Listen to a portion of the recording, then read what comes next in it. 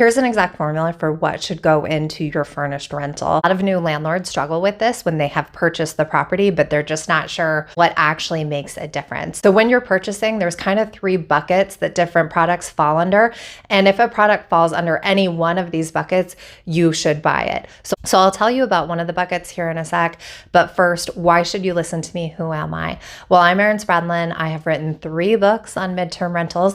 I have been a midterm rental landlord myself since 2017, and I offer consulting nationwide to hosts just like you that are trying to start their midterm rental but aren't sure. They're nervous about the tenants, they're nervous about the lease, they're nervous about squatters. So I offer a white glove consulting service that takes you from the very beginning to the very end, and that means photos, insurance questions, the way you want to approach vetting on the 3 most popular furnished rental sites, because the vetting process is very different depending on where you're at. My consulting clients and I also do a local law review so that they understand their rights and the tenant's rights. We get you a custom lease. And finally, equal in importance to the lease are your custom house rules. And the reason why these are equally important is because they help keep rogue tenants out, whereas a lease is a tool to use once you already have a rogue tenant in, which we want to avoid at all costs. So if you're interested in that white glove product, you will find a link to it in the first comment of this video,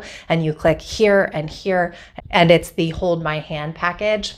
So when you're a new landlord, it can be hard to figure out how you should furnish the property, what's appropriate, what's not. So the formula for this is if X equals A, or B or C, you should buy, because it's falling into one of the buckets that matters.